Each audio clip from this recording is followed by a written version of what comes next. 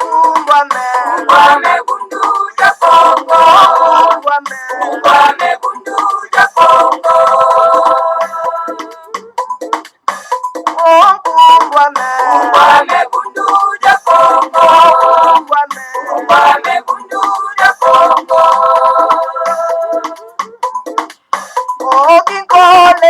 Kole kukongo ya mweni cho.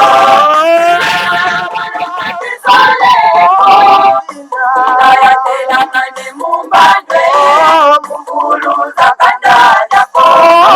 Mukuluza kanda ja Kongo.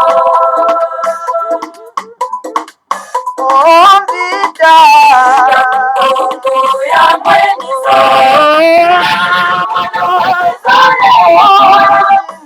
Kaya tela mani mumbande.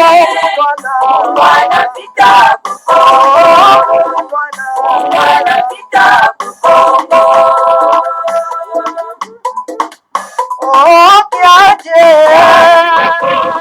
Ya mweni so.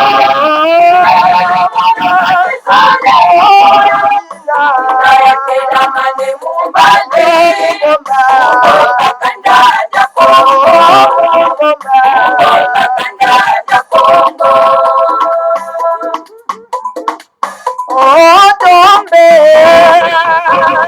Ya mweni so.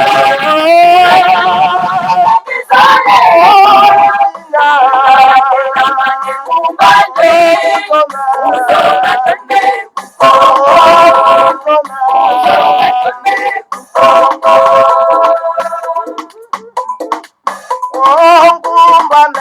Kumbame bundu ja Kongo.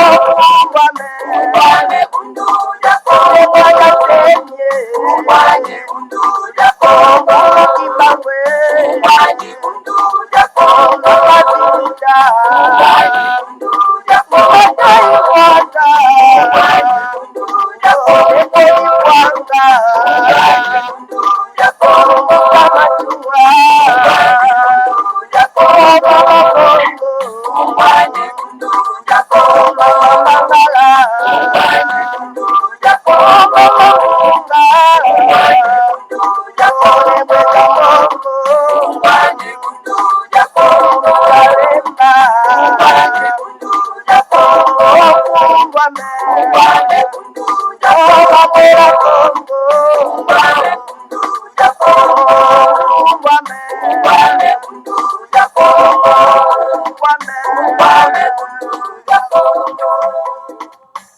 Matondo mingi bama batata bandeko balandi ya Kongo bololo kumbame bundu ya Kongo bama batata bandeko wana ezali solo pena tuka générique ya biso na kate na Kongo bololo bama batata bandeko lelo ezali ya solo pena tuka mokolo mwa mposo mokolo mwa zomi na mwambi ya sanza ya sambo mobu ya koto mibale na tuku mibale tokomi bongo na ngonga zomi na mwambi na miniti tuku mibale na moko elingi koloba ete ngonga ya motoba na miniti tuku mibale na moko ya sima ya nzanga.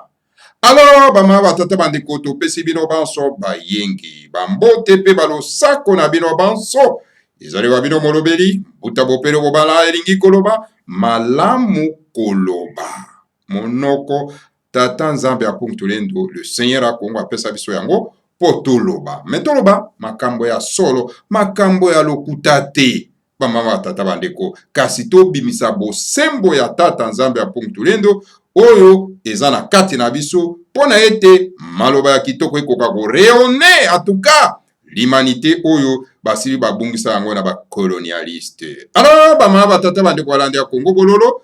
Donc voilà, tozali na édition spéciale Congo Bololo. Pourquoi édition spéciale Congo Bololo?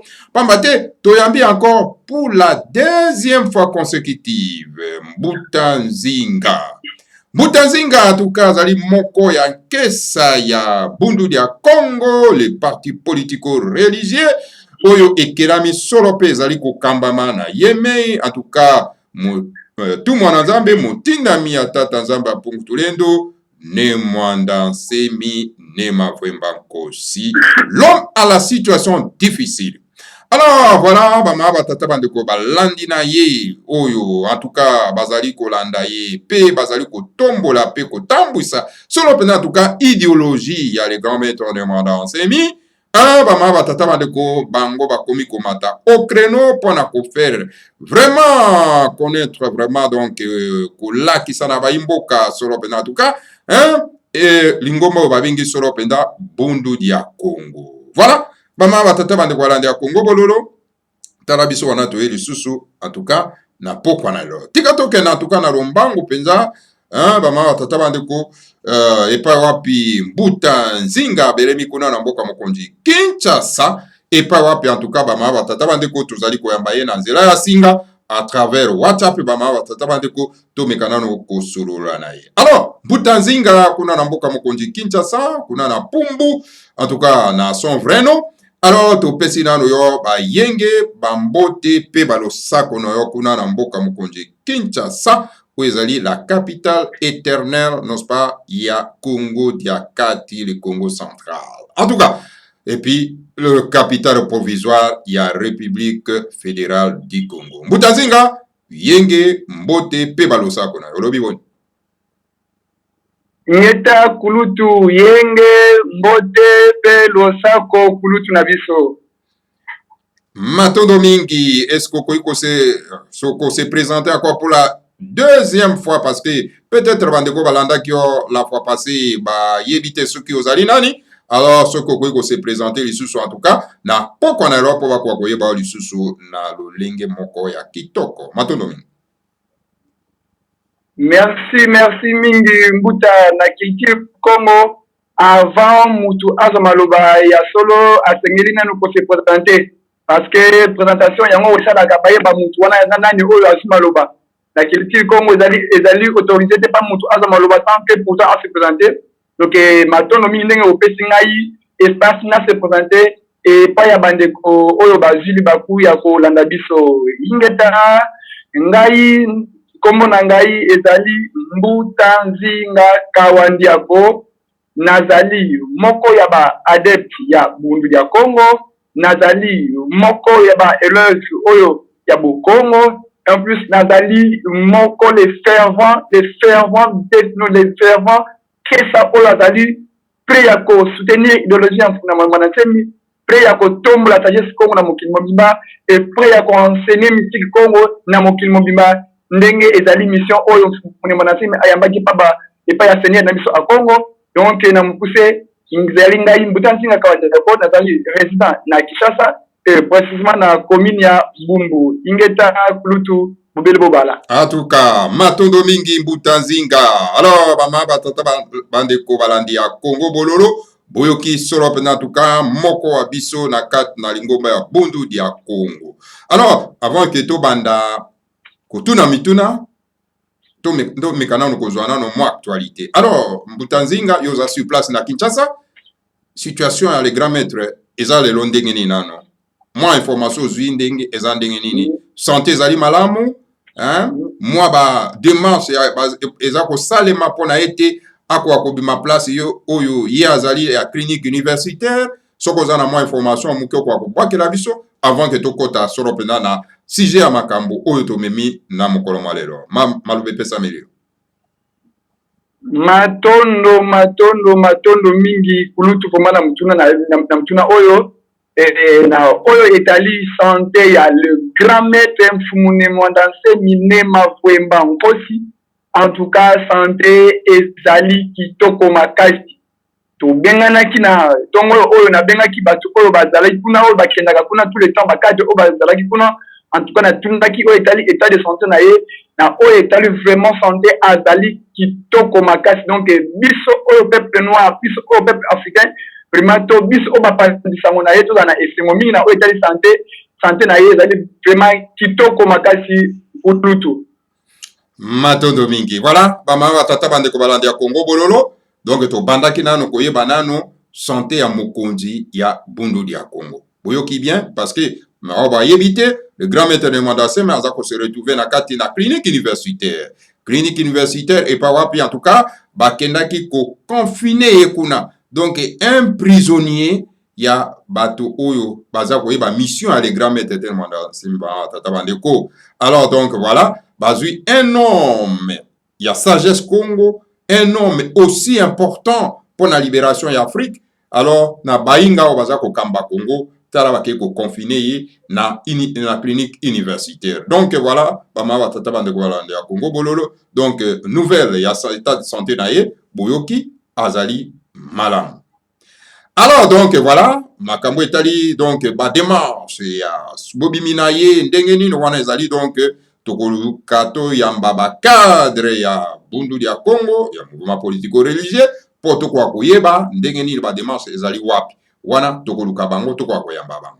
Alors pour Mbutanzinga toyena no moi foot pedali à propos ya ba démarche c'est parce que na avant to benga na uti ko solana ba konzi oyo baza parmi oyo aza pe na ba démarche oyo salama donc tozana moi foot moko boye à propos ya ba démarche wana donc na oyo etali nanu réhabilitation ya ndako na ye parce que bien information izo pata na ndenge moko vraiment ya esimote parce que ba oyo bapesa information ba oyo bapesa information alors izo sala vraiment kitoko te na biso oyo tolingaka ye par rapport ya ba mal information oyo izo pesa ma de gauche à droite. Alors information ya solo ezali boye mbongo ya mfumune mwanda nsemi à propos ya kobongisa ndako nyonso ebimi nanu te. Mbongo oyo ebimi oyo bazo kosala misala ezali mwa mbongo moko boye ya moke bazo kobongisela ye chambre na ye moko pour que akomela. Donc gouvernement ya moyini nanu abimisi mbongo te pour que babongisa palais royal. Donc mwa mbongo ya moke oyo ebimi ezali mpona kobongisa place kaka oye akokomela chambre na ye moko bazo kobongisa malamu basomba mbetu basomba emokiti basomba ni donc sans mbongo nde ebimi ya chambre moko kaka oyo bazo kobongisa. Alors tango akobima tango le seigneur akongo akosala makasi nyonso to mfuma na kongo era kopesa autorisation nyonso pour que abima akokomela na chambre na ye wana na tango wana sikoyo nde fumune mwanda nsemi oyo azali ditetidaire na biso akopesa devi na ye parce que yende mutu ayebi biloko nyonso oyo ya valeur ezalaki na lupangu na ye biloko nyonso ya valeur ezalaki na ndako na ye ba coup de charge nyonso ya construction ya ndako na ye parce que toyebaka yango na ndako na ye azalaka ye moko ingénieur ye moko architecte ye moko nyonso alors ba travail tout elekaka na kati ya lupangu na ye moko mutu asalaka yango. C'est pour ça elobamaki boye ezali impossible gouvernement à comprendre des dépenses oyo il faut elekana ndako na ye yango esengeli ye moko azonga na ndako na ye pour que aétablir état de besoin par rapport ya ba dépense na ye oyo asala par rapport ya biloko nini oyo asala na ntango wana gouvernement moyini nde akobimisa mbongo pour que mfumune mwanda nsemi ye moko abanda misala na ye comme bomesano ndenge asalaka yango. Donc na oyo etali ba démarche ya sortie na ye ba démarche ezali en cours et ezali très positif parce que le Seigneur à Congo azali na ngam na biso fumonda Congo azali na ngam na biso en plus peuple oyo nyonso alingi prospérité peuple nyonso alingi avancement peuple nyonso alingi technologie ya sika ekoya na mabele na biso bazali sitima mfumune mwanda nsemi. Donc oyo kala tokosenga pa bakonzi bayini ezali libération ya chef na biso parce que oyo biso tozosenga ya mwana kaka pa na bango tozosenga bango bawolo te bamituka te oyo biso peuple tozokosenga libération oyo etali entre bango na mfumune mwanda nsemi bakosola bango na mfumune mwanda nsemi mais oyo etali mpona biso peuple tozosenga libération pour que tokende toyekola susu pour que tokende toapprendre susu mystique Congo parce que ezali mystique oyo ekoservir biso na temps ya sika oyo tokoti na kombo ya temps diverso. Donc surtout biso bomakesa surtout biso bomakesa oyo to surtout biso oyo tolandaka ye oma susi na biso azonga na maboko na biso parce que amelisaki biso ka libele mokie nano apesi biso fufu te nano apesi biso kopanga te. Alors bongo ere tokomela tokolia fufu bongo ere tokolia kwanga tokokoma ndenge nini parce que oyo amelisaki biso ezalaka mabele ya mokie connaissance kodisa nango ezalaka ebandeli ye moko alobaka yango tozali nanu na école maternelle ya cela pas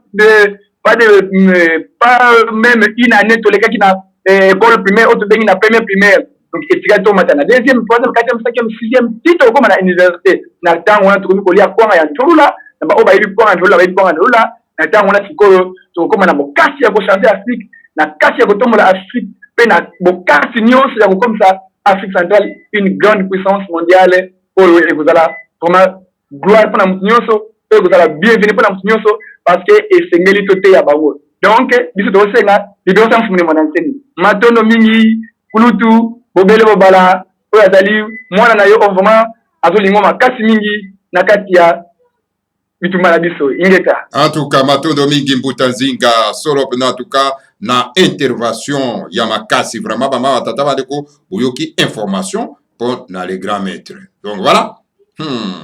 Bambuta nzinga bazoi kaka nano kaka hein mabele kasi mokuluta panzi mokuluta panzi boyebi mokuluta panzi soko zoli yango zoli kana na panzi kaka guru bon so boko na niveau wana eza matata. Alors mbuta nzinga tokota nano solo pena tukana mai oyo toyeko solola lelo dernièrement to solola ki na likambo etali bundu ya Congo totuni mwa mituna bama batata bandeko balandi ba intervention nayo ebele basepelaki na intervention na kasi baye komona montureke mwa kokoso ezalaki mwa muke na kati. Alors balobi en tout cas lukela biso mbuta nzinga lisusu po ete amekana ko éclaircir biso malamu na mwa bisika mosusu otomonaki un peu flou. Alors bisika nini bandeko bamonaki mwa flou ezali nini tango yo peseke explication na ikambo etali bundu dia Congo. Bundu dia Congo. Est-ce que okoki nano ko mekanano ko zongela isusu définition etatoli ya bundu dia Congo pote bandeko bakoka solo pena tuka koyeba bundu ezali nini Congo ezali nini. Alors maloué pesa melio ingeta kulutu vraiment kitoko makasi na mutuna na yo vraiment ya ngoto na sagesse Congo ba lubaka ngangu makandama sana ila kisini l'intelligence on totona kate parce que topesa naka oyo sana ngo pesi muninga opesa na ngo pesi muninga ya ngoto bengina Congo ngangu makandamba sana. Donc kulutu na ngai bundu ya Congo azali moko kuboye vraiment ezali na ba définition ezali na ba rôle ezali na ba sens ya ba signification ya ba mot.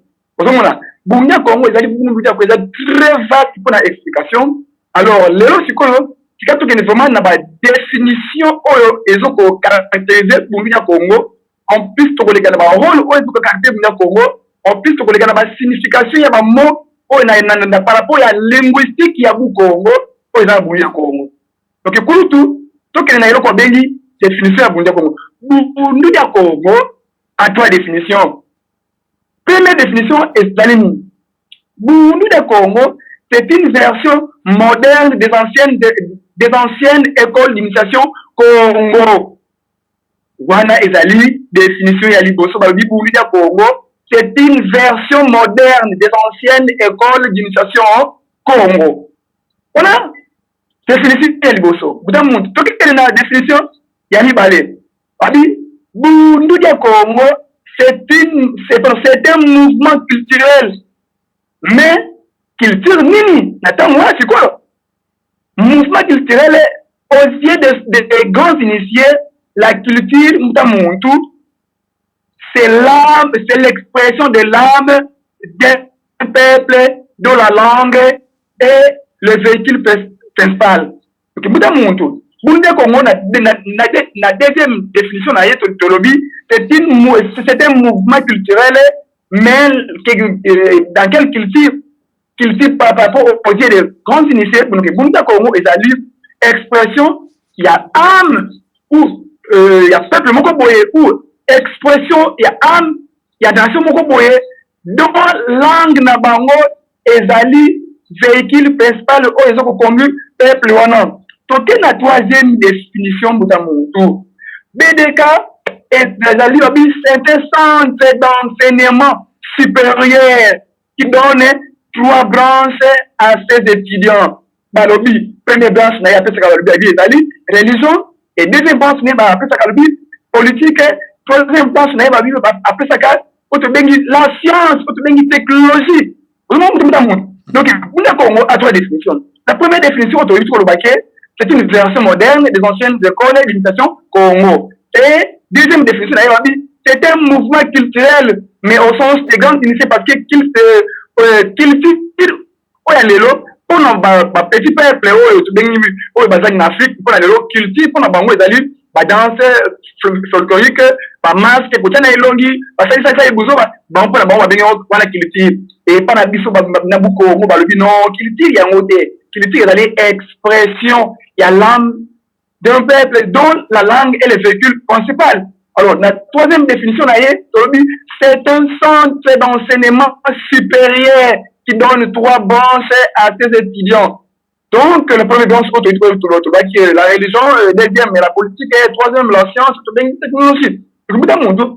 La définition de Bundia Congo, la définition majeure de Bundia Congo, il y a un alors, Bundia Congo est très vaste. Bundia Congo a une place nyos enseignement Bundia Congo est très profond yo ya munike to timola ki ba parti nyos wana o mike peut-être to banana ki il a fallu to banana place moko boya source donc na fala ki aliénaison ya par rapport à la définition ya ba langue ya ba linguistique donc par rapport à ki Congo ya wana pour ki explication o ba il y a Congo par rapport à définition linguistique alors kuna ki mo mpe mo mpandi et c'est pour ça les autres tozoni pour la koyebisa batu définition Bundia Congo a 3 définitions au nombre d'un monde alors Bundia Congo à part définition a un rôle et belé à jouer au nombre d'un monde donc à part définition Bundia Congo a plusieurs rôles à jouer donc pas grande définition on appelle si Bundia Congo il y a un mais là on te ba rôle na yo kayo na nous on reposer ba question na yo pour que tout côté na rôle à Bundia Congo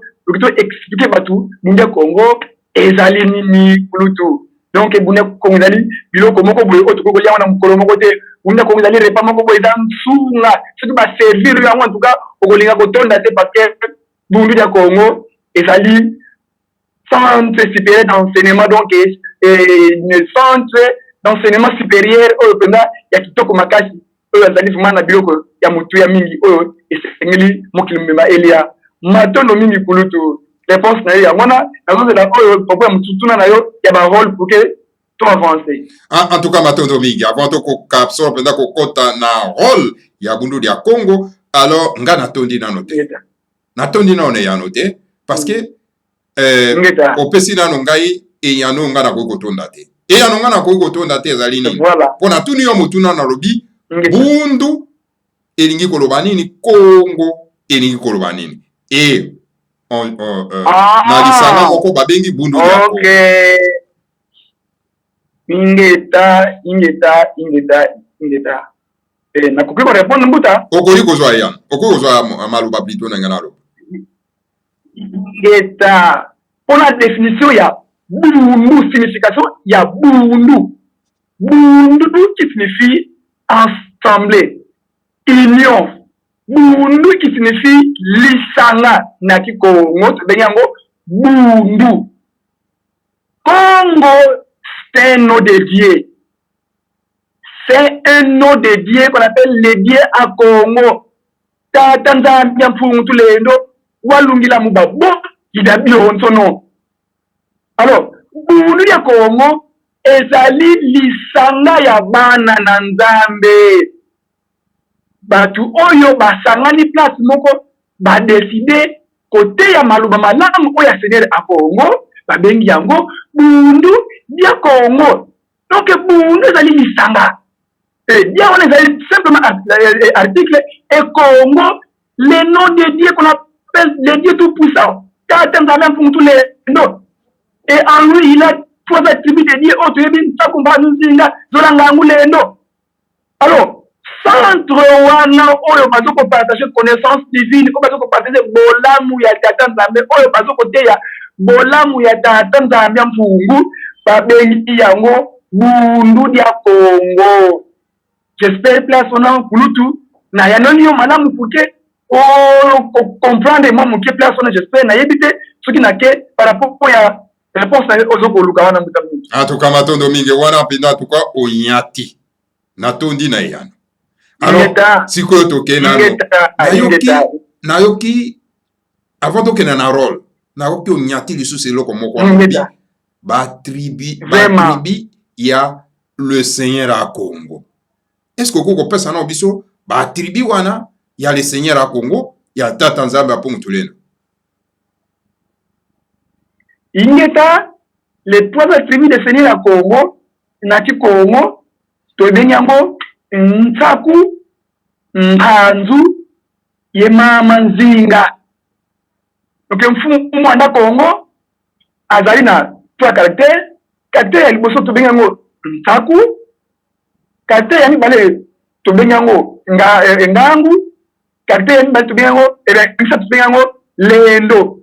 Donc, pardon, ntaku mpanzu nzinga, pardon, excusez pour la placement. Donc, mfumu anda Congo, azali na 3 attributs tobengi, ntaku mpanzu nzinga. Alors, ntaku azali nanu, mpanzu azali nanu, nzinga azali nanu.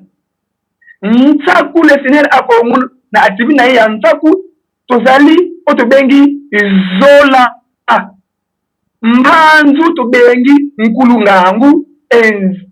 Lendo nzinga tobengi lendo. Donc les 3 attributs de Seigneur Congo zali ntaku mpanzu nzinga oyo ezali makuku matatu malamba Congo.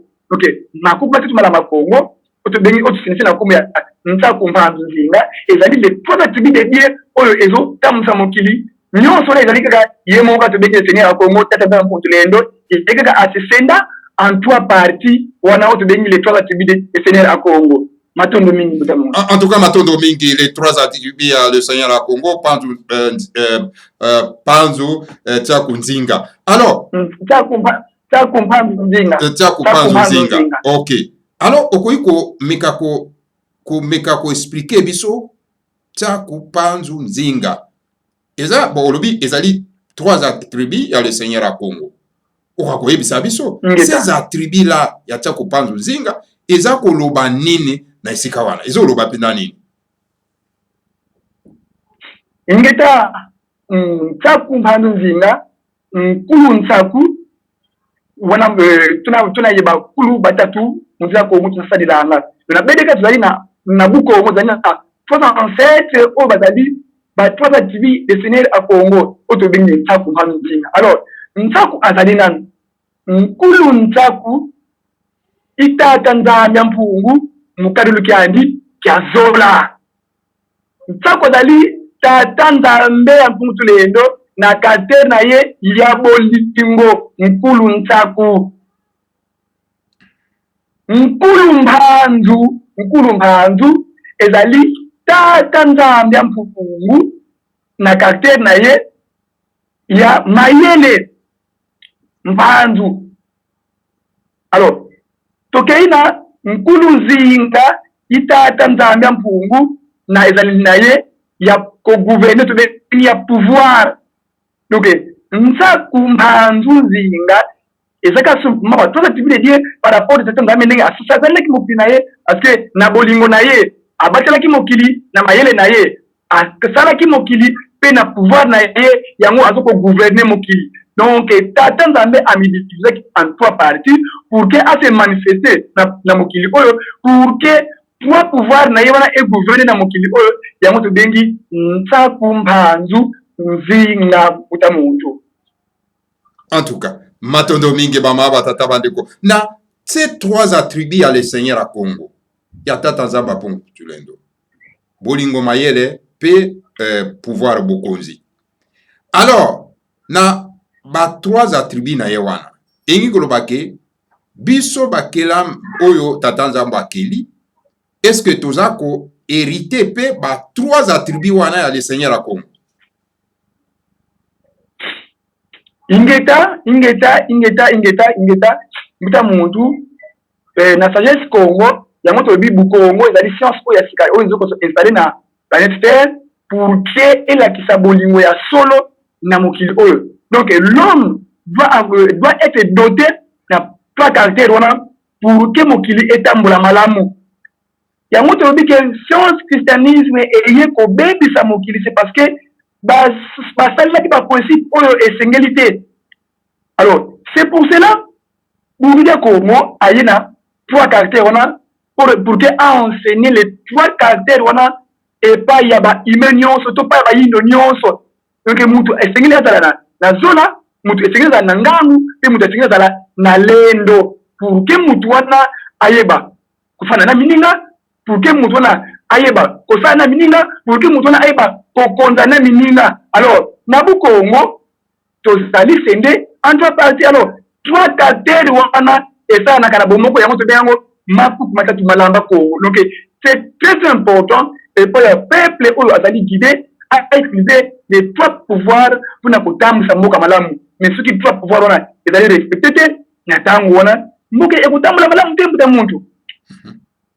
En tout cas, matondo mingi bama batata bande kwa landi ya Congo bololo doza kolanda wana ezali mbuta nzinga. Mais est-ce que ba trois attributs wana eza na ba symbole nango ou eza ko symboliser ba couleur ezali ou eza ko symboliser les trois pouvoirs wana matondo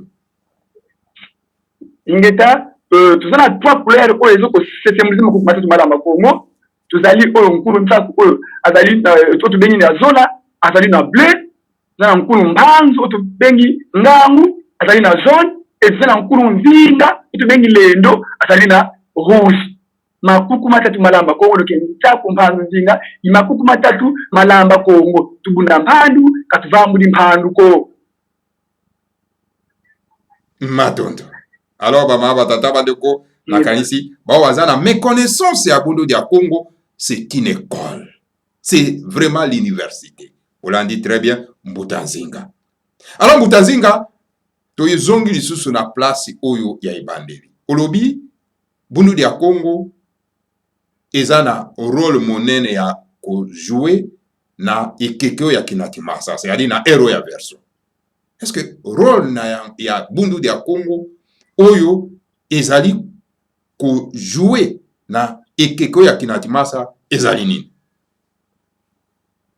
Ingeta rôle ya bundu ya Congo oyo azo ko jouer atanu kinatimasa. Buta muntu nazonga mo mukesima pour que to koma na niveau ya atanu kinatimasa. Bundu ya Congo d'abord ayaki pour à réveiller l'espace culturel Congo et deuxièmement réveiller l'espace culturel union d'intimance. OK, pour réveiller union d'intimance to bengi espace culturel Congo ezali union d'intimance. OK, premier rôle la bi ne Congo ayaki pour réveiller espace culturel Congo et deuxième rôle ezali pour réveiller espace culturel to bengi union d'intimance et troisième rôle na ezali binda Congo à conquérir conquête du monde. Ne Congo a passer la conquête du monde, à conquérir ça concours moko na que conquérir mondial. On a ezali ba trois versions o ya makasi mingi o kuna Congo azali osa on funu manazimi ai osala na instrument to bengi bundia Congo. Mais tout ba samsusu abi bundia Congo ezali elimini. Bundia Congo alingi a provoqué émergence dans Afrique centrale. OK, bundia Congo alingi ma civilisation moderne na Afrique centrale.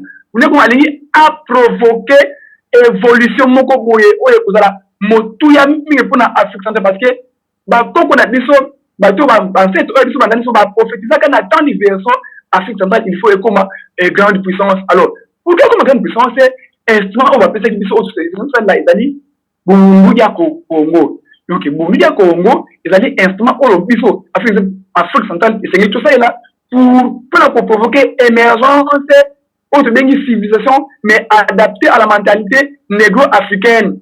Alors on da muntu ba préalable ezali o esengeli tout là pour que tu atteignes le niveau na ba préalable ezali donc bita muntu bundia Congo azali na ba rôle ebele makasi soki na tangi na mokanda auto bengi tsana na bonsimu na maboko na ngai auto bengi bakulu batatu o ezali équipe en fune mo dans famille tout soki yo tangi na troisième point auto bengi salu kia bundia Congo. Pour tout pesanga moi 5 minutes moko bena tanga na kikongo bona ko expliquer yango na li ngala pour que batu nyonso ba comprendre te makambo oyo na uti koloba pesanga moi ngo ngamo mukira tanga pour que batu bayoka zwata na yombuta ngita salu kya bundu ya Congo.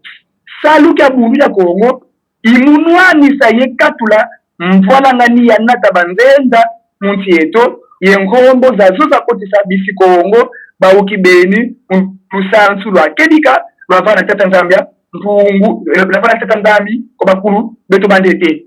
Salu kya bundu ya Congo imuyonti kama mbote mamo mena mulusansu lwa sisa bakulu beto ye yandika vutulamo longa kwa bana bane Kongo ingeta salu kya bundu ya Kongo imukudi kilambweno yamba mumambo temena mulusansu lweto lololo kidifo lwaluta vuama yeluta bakangolo mukutu twadisa ye yukutisa nsatu zeto bonzo bwenina ndombolo za miela mieto mukionzo tandu kyamba kyandila nkudulu mumbeze kadi mundila nkudulu mumbeze nsatu za bantu soba zisobanga tandu katandu idina mbila ya ndongila mambote malusansu luau yifwe tempe soba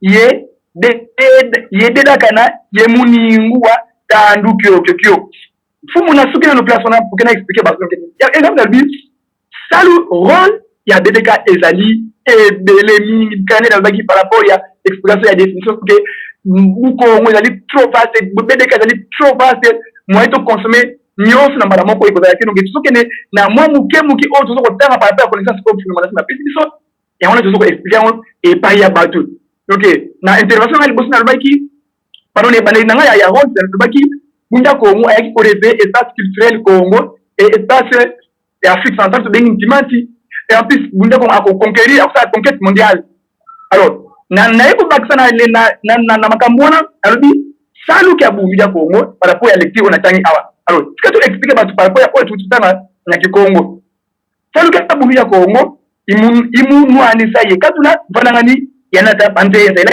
sini musala ya Bunda Congo ezali kobundisa pe kolongola désordre nyonso oyo bapaya bamemela biso oyo ekoti biso na bobungi na niveau ya Afrique to na niveau ya bayindo nyonso donc tala Bunda Congo ezali kolongola ba désordre nyonso kolongola busoto nyonso kolongola banzambe nyonso oyo ya biso te oyo bamemela ki biso na Afrique noire na biso to na Afrika omona mutu alors salu musala ya Bunda Congo ezali to makasi mingi musala ya Bunda Congo ezali makasi ayiko basusuke musala ya Bunda Congo ezali kozongisa lusantu oya solo oyo tete nzambe apesaka na batu na nzela par rapport ya ndenge bato mokili ndenge bayaka kobebisa yango lusantu elakisi nini donc nos origines détournées pa ya bahumain oyo balingi volonté to par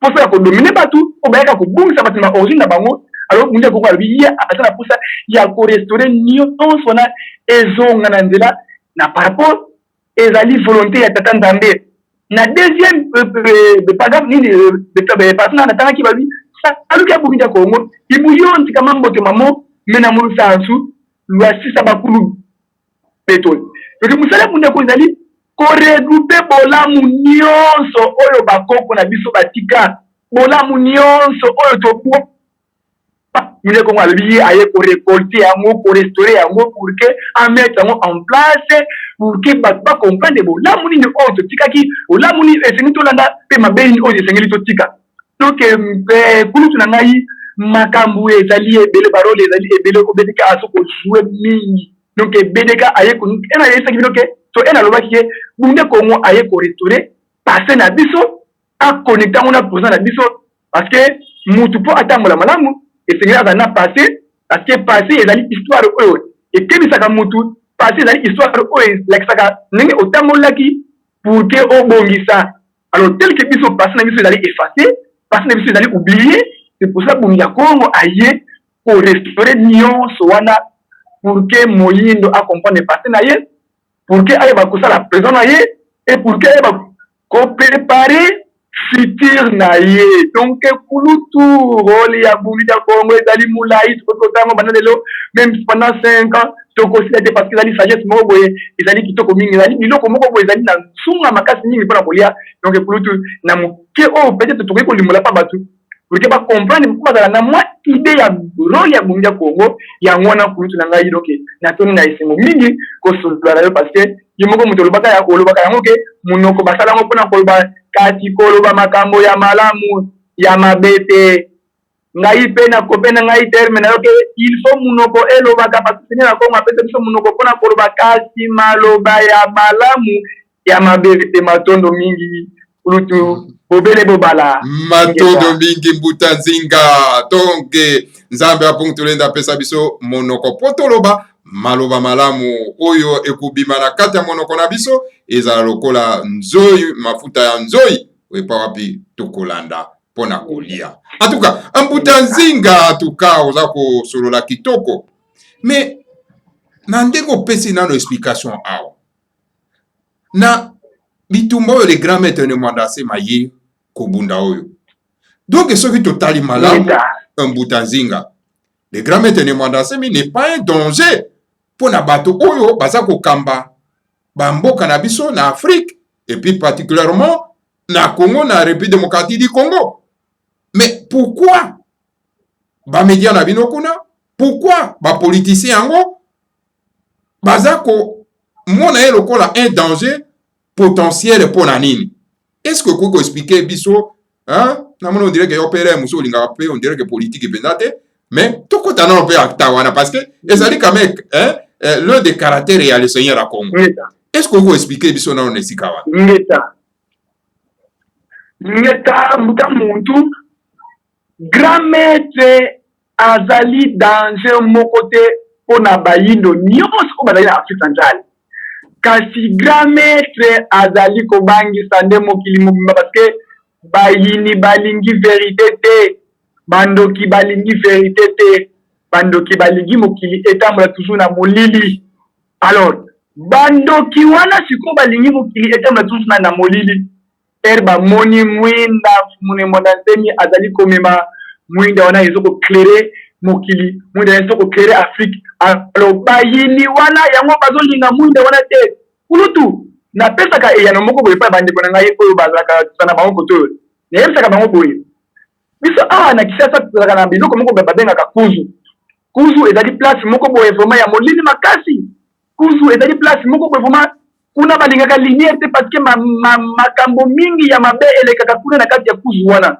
Alors na tuna kamba bango bande kona ngai awa ande soki mutu akoti na kuzu apelisi mwinda réaction bato kuzu ko ndenge nini réponse ba pesa ngai bato kuzu ba kobenga na yo ba kofinga yo ba kobeta yo torozi ozo iski utunoke vraiment bazo kisa yo to babuka yo soki ndenge nini ngane ya solo mingi réponse bo pesi ndenge moko pe na mfune monasemi aye na kuzu oto bengi Afrique apelisi mwinda moko boye ya monene. Alors mwinda wana ba papa nyonso o baza na kati ya kuzu balingi mwinda wana te entre temps babosani mwinda wana ezali pona avantage na biso nyonso mwinda ezali pona esengo na biso nyonso parce que bisika mwinda ezali esengo ezalaka mais bango balingi mwinda te. Donc il n'est pas un danger pour eux parce que azali pona bango azana pona bango mais azoko bangisa bayini o bateni misi mokili bonzambe o eyaki ko dévier bana na nzambe na droit chemin on a loba ke christianisme en tout cas bali misanga vraiment soki na tangi comme na bango ba akoki mosala te parce que ba arriver ko désorienter bana na nzambe ba memi bango na molili oyo bango bakanisa ki ekosila te nzoka le Seigneur a Congo abetaki loboko na mesa alobaki il faut lumière et rayonner na mabele wana yango wana atindaki mfumune mwana semi pour que aya na lumière aishira mo mokili mobimba. Alors lumière wana to bengi yango bundu dia Congo, lumière wana to bengi yango bukongo, lumière wana to bengi yango la sagesse Congo. Il faut s'entendre na mokili mobimba parce que ezali prévu dans plusieurs prophètes que lorsque le fils du ténèbre arrivera à détourner tous les fils de Dieu et la lumière qui réhabilitera le monde proviendra de l'Afrique centrale et précisément wapi tuyebi yango lumière yango donc il n'est pas un danger pour eux mais quand on dit bazoko vraiment ko lokela eliwa ezali mawa mingi eloko moko bazoko sana soki bazoko lokela eliwa ezali ne bazoko limiter ne ba chance na bango na ba fille na bango bazoko limiter ba évolution spirituelle na bango ceux qui basent sur la formation niwa ezali ko freiner monsieur Afrique centrale ezali ko freiner évolution Afrique centrale alors papa kuto kulutu na ngai yebisa ngai mutu nyonso o alingi évolution Afrique centrale tito mutu nyonso alingi bolamu ya Afrique te azali nani azali ndoki yango alors ndoki o bapesaki bango bazobanga ebima na miso na yango biso pe tolobaki esene ya Congo alobaki balinga te bundu ya Congo ako conseil travail na ye bundu ya Congo ako sa travail na parce que bundu ya Congo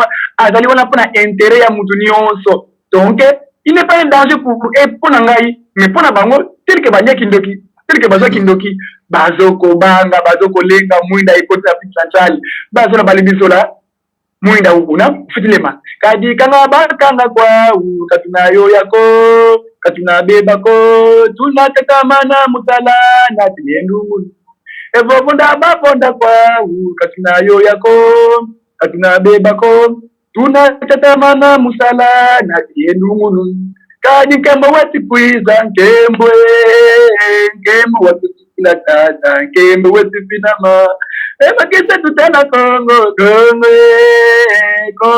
Congo jaka Congo de tiseluka makisa tutana ntimantie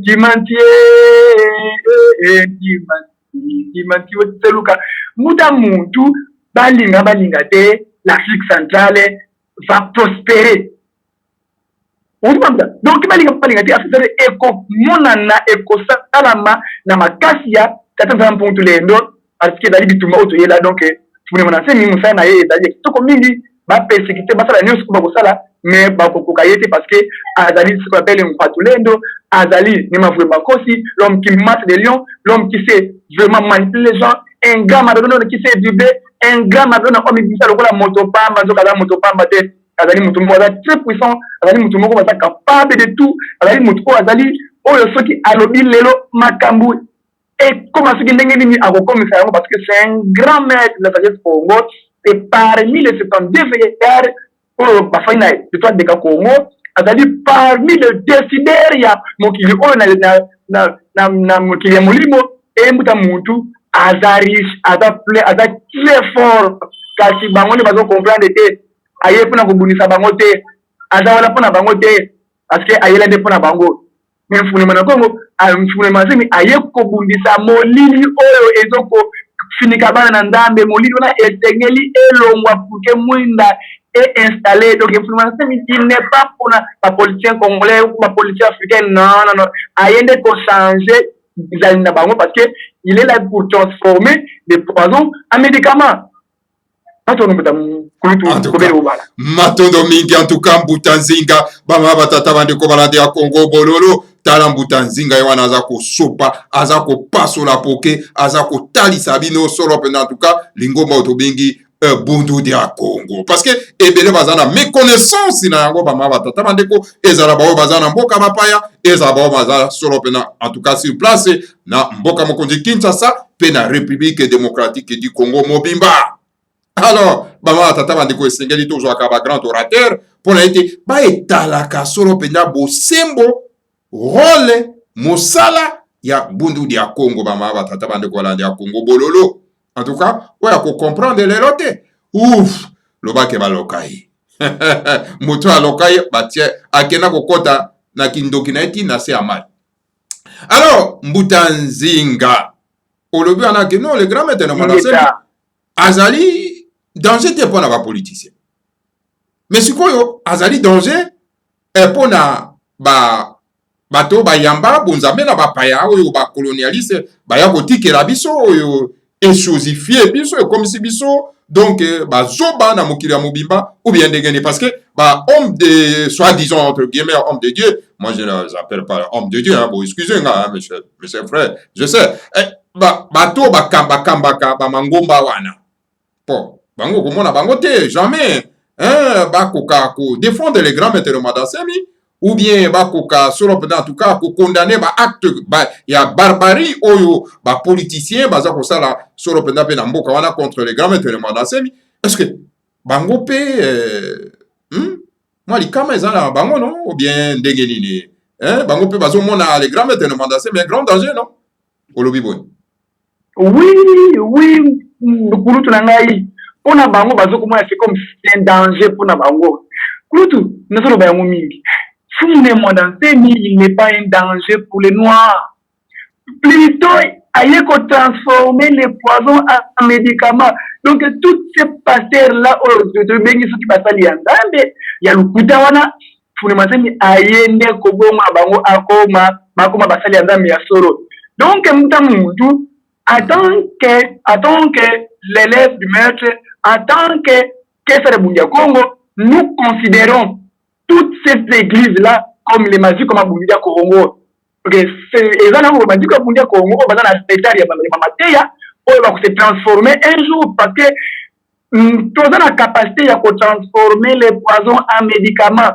Donc, les nyons wana. Funimasi mazani danger pour la communauté. Funimasi mazani bino repas moko ya kitoko o ezali tout digéré o ezali pour intérêt ya mutu nyonso o ezali ya bolingo par rapport ezali volonté à tenir à Congo parce que le Seigneur à Congo akabulaka te on a lobaki que le Seigneur à Congo dans trois qualités on a lobaki dans zolanga ngulendo alors trois bizali on ezali bizali ya le Seigneur à Congo donc il n'est pas là pour diviser. Alors, bolingo na wesengeli erenye na mokili mutu aye kozo msango zali mfumune mwana se parce que religion o ezalaki on attend du poisson to ba pansango o ya bazalaki na temps passé balembani kosala yango na mfumu mwana ko mwa disidaki yango na akongo disidaki atinda mfumune mwana se ni pour que akopanda sango malamu donc pour ngai atanga depuis de Congo mfumu mwana se n'est pas un danger pour les pasteurs mfumu mwana se n'est pas un danger pour des abbés mais il est venu transformer les poisons en médicaments. Vous avez dit que vous Congo, vous changer un jour, ou bien vous avez un retard en matière.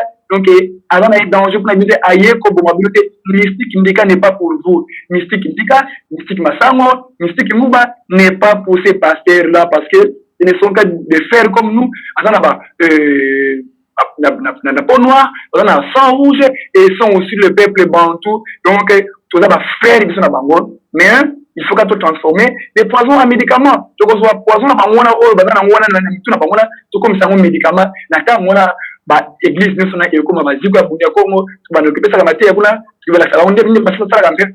Et donc, tu vas la savoir, on n'est pas tabika, mais l'enfant nous peut n'est pas en contact na le Seigneur à Congo, en contact na d'ici mille d'antemo, quand en contact na le Seigneur fumwana Congo, ingeta. En tout cas, matondo en tout cas kitoko mingi kaka ndenge yo moko lobi mais to komana na mwa suka parce que to kokendaka nango étape par étape. Lelo to komana na suka nano. Mais avant to komana na suka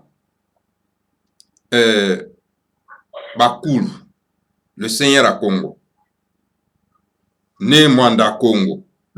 Est-ce que au monité que bazo ko perdre peu patience? Parce que bamona mutu na bango batindi baza ko persécuter ye baza ko humilier ye est-ce que ozomona teke danger et kozala biso baindo à cause de la bainga oyo baza ko persécuter mutindami ya le Seigneur à Congo ya nemanda Congo ya bakoko na biso oyo baza na mokia molimo olobi bo conséquences za nini na esika wana. Ingeta kulutu vraiment conséquence ezali vraiment makasi na batu o ba persécutaka batinami yankolo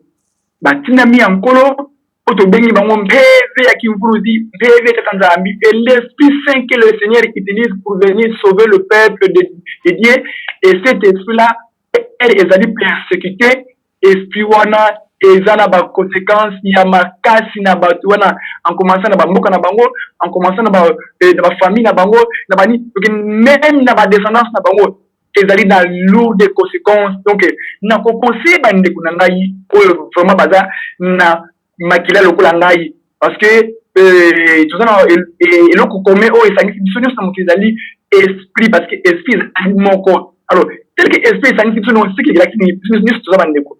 Alors, matia fumuna sema mimi, to matia o batinda kapa bantuma tatanzanga tu bengi ba envoyer de Dieu, dali matia moko boye ya malamu, mais tel que biso batamokili to lingami mabe mingi, to sala ka ba mabe mingi pona ba intérêt na biso, tu sais plein na matia wana te alors. To kala to persécuter batinda miya nkolo batina miasene a Congo mais ezali malamu te ko persécuter ntuma tata nzali parce que ezana ba conséquences moko ya makasi na mokili molimo mutu parce que na par rapport à ma prophétie ya tante verso balobi ba pays ebele ekobunga na ba ekoefasame ba race ebele ekobunga bato ebele bako kufa donc muta muntu eza ba conséquences ya makasi ko persécuter envoyer des dieux parce que boyebi yete azali nani et boyebi te aza capable ya kosala nini alors batinda ye bazomona biloko ndenge wana alors vraiment kulutu ba conséquences ezalaka ya makasi mingi na bato oyo bazo ko persécuter en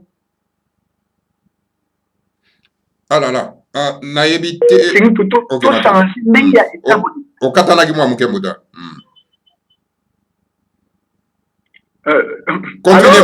continue okatanaki mwa moke continue na yo.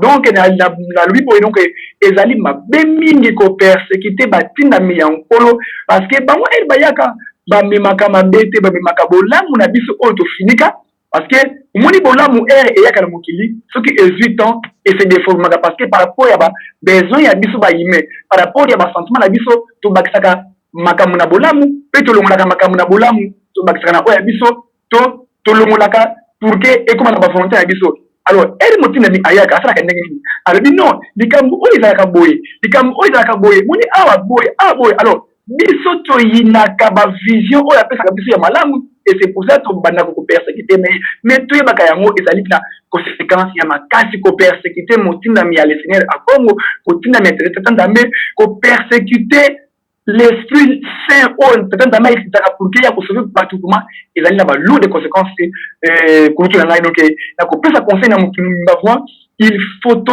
changer état moleli il faut to changer ezaleli sinon vraiment toko risquer un jour to perdre planète terre sinon toko risquer un jour to perdre vraiment yaba o baza cher pour na biso matondo mingi en tout cas matondo mingi bama batata bandeko balandi ya Congo bololo boyoki explication ya Mbutanzinga.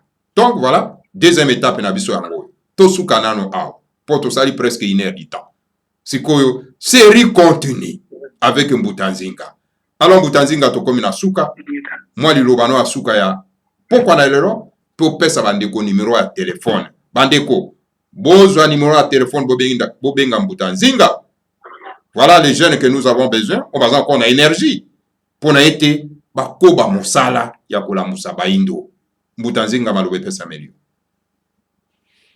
ingeta vraiment maloba na ngai ya suka par rapport ya émission na lelo ya intervention na ngai ya mokolo ya lelo vraiment en tout cas munoko oyo elobaka mingi ebimisaka maloba mosusu ya malamu te maloba mosusu parce que oyo ezali média oyo ezali télévision parce que tozalaka complète ya koloba tout droit par rapport à niveau ya média alors na baplace oyo totengamaki tozali bato tozali pe censé ya kotengama na baplace moko boye parce que oyo ezali média alors baplace wana vraiment oyo bakolana mwa erreur wana vraiment balimisa mwa moke donc soki balingi bazwa explication ya so par rapport ya place oyo etengamaki bakoki kobenga na nimi contact po tokopesa donc monoko elobaka mingi ebimisaka maloba malamu te ta biso tozali bahumain biso tozali na baniveau moko boye ya moke makasi biso tozali na niveau ya évolue te par rapport ya bamfumolemo na nsemi e biso tozali na bato moko boye ya moke makasi donc esika oyo totengami tosengi bolimbisi epai ya bandeko kasi oyo ya motu ezali ke tolamuka parce que tozali na pongi mingi ebele bakanisaka mboka na biso ebanda na 1960 to Afrique ebandi na 1960 te Afrique ebanda depuis l'an 0 Afrique ebanda depuis ezala avant colonisation et après la colonisation et même être quitté na étape où ba tozali l'Afrique va continuer par la volonté des Seigneur à Congo donc bandeko ngai tolamuka prenons conscience ya passé na biso prenons conscience ya problème ya mabene na biso prenons conscience ya continent na biso parce que toza na loi de la jungle na niveau ya mokili oyo balobeli de plus fort ne baliaka ba faible lion na kati ya zamba soki alien antilope ezali lisumu te alors eto bazo dominer biso bango bazo salaka par rapport ya loi de jungle alors biso pe esengeli tolamuka pour que to dominer parce que science qui est comme biso déjà science il faut bolimbisi baba batata bandeko toza na problème ya connexion Alors Mbutanzinga, on dirait que a eu problème ya connexion bama batata bande kolandi ya Congo bololo. Alors donc tokoka ko zelaye akoka ko zonga biso Mbutanzinga zonga biso na kanisa katana kimamuke. Ingeta nazongi donc na lobi science oyo esengeli etombola biso ya ngoro buko mo oyo mimi pa mfumune na pour restaurer. Donc beaucoup, imaginez tout un monde mystique indica beaucoup de plans qui se posent des questions. Mystique indica nini, mystique masango bombe nini, nguba bombe nini, mais to saisir opportunité oyo nani si a même la technologie il faut tomber la centrale. Alors to saisir opportunité oyo to zo yango to yekula yango pour que par grande puissance fi bango ba yaka pa na biso oya ko apprendre na tango na eba ko bano ya ko apprendre pa na biso ba ko ba élève na biso ndenge bazalaka ba élève na biso na Égypte ndenge bakoma élève na biso na tango tozali na universel na Afrique centrale donc bakoya ko apprendre mystique ndika bakoya ko apprendre beaucoup Congo parce qu'il a dit science oyo sika oyo et s'est installé dans nouvelle ère c'est-à-dire na tango qui na timasa na tango universel oyo fumo na Congo a confié biso na Afrique centrale donc c'est notre chance c'est notre opportunité fumo na semi c'est donc inébité matière nini oyo tu peux se voir na valeur ya matière mon côté na mokilo à l'équipe matière nyonso vraiment on a biso africain donc tout simbaye tout baisser tout zo connaissance on a tout zo mystique on a pour que tout le Afrique centrale ingeta nunga tunanunga na otali contact na ngai ezali plus 243 89 78 42 349 plus 243 89 78 42 349 ingeta ibobo. En tout cas, matondo mingi Mbutanzinga na ndenge kozalaki na biso solo pena en tout cas na pokwa na lelo na kati na édition spéciale Congo Bololo. Voilà, deuxième série yango bama batata bandeko tokokoba obena Mbutanzinga. Na yoki Mbutanzinga lobi na lobi que non, Afrique ko continuer kaka kasi ba christianiser ba yebisi biso ke fin du monde ezali. Alors wanande troisième étape tokobanda na Mbutanzinga akomekana ko éclaircir biso na sika wana fin du monde. Et pourtant ya lobi ke Afrique ko continuer kaka kozala. Bongo fin du monde oyo ba christianiser bazelaka. Ezali ndenge nini? Mbutanzinga prochainement ya koya ko expliquer biso ya. Matondo mingi na bino banso bolandi biso, bama batata bande ko balandi ya Congo Bololo. Matondo mingi solo pena tukana bawe bazalaka fidèle na kati ya Congo Bololo, bo partager Congo Bololo solo pena na baimboka, bo s'abonner mutuellement, bo hésiter pour s'abonner parce que avant des ali bo sembo. Bama batata bande ko balandi ya Congo Bololo. Matondo mingi, que le Seigneur à Congo vous bénisse tous et bénisse Nemanda Semi et bénisse la République fédérale du Congo, Ingeta, Ibobo,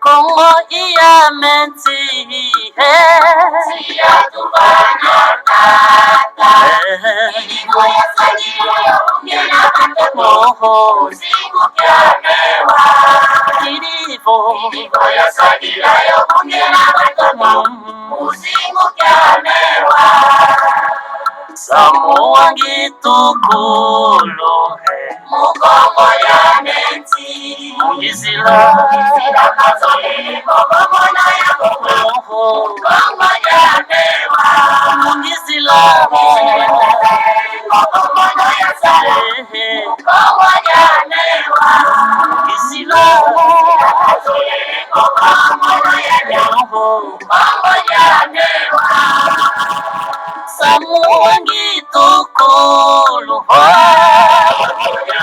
Mungizila kasolele kofo mondo Kazoya Mungizila kasolele kofo mondo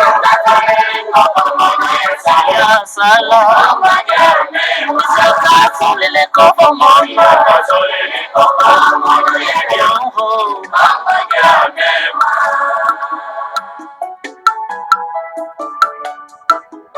Senza wasi santiani Waisa mutiane ya Bukavu,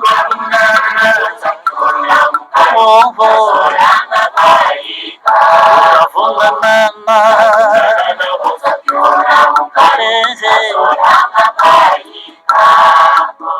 Nzenza wasisantiani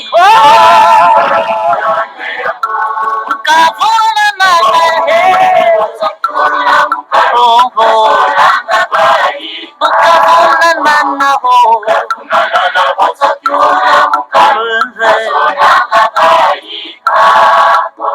Samuangi tukulu Mukongo ya neti Mugizila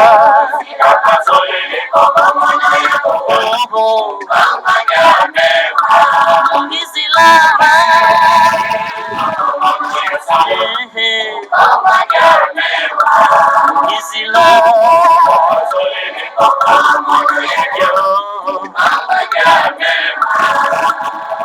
Samuangi tukulu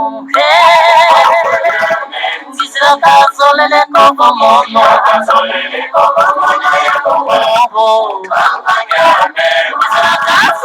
koko mono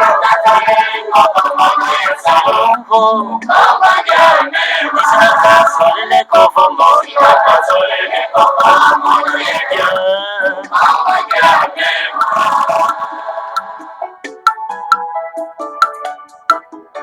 Obeno mu mazulu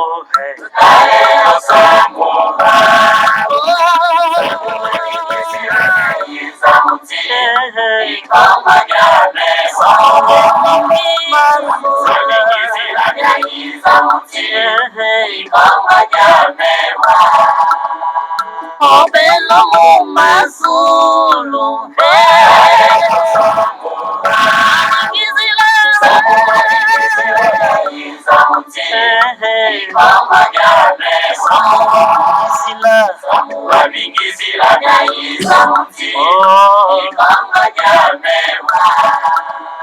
Samuangi tukulu Mukongo ya neti Mugizila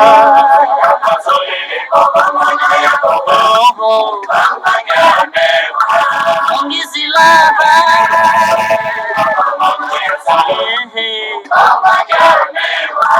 Mugizila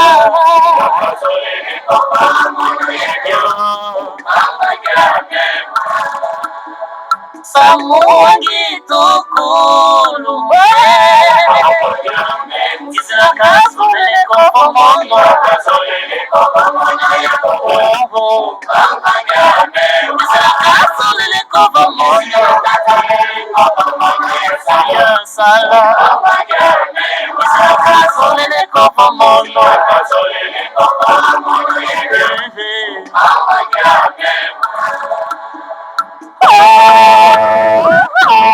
Tangwilungiti Tangwilungiti Wenda kuwatu Tangwilungiti Tangwilungiti Wenda kuwatu Samuangi tukulu Mugizila kazolele koko mono Yakufa Mugizila kazolele koko mono Sala Mugizila kazolele koko mono Mukawa ya nema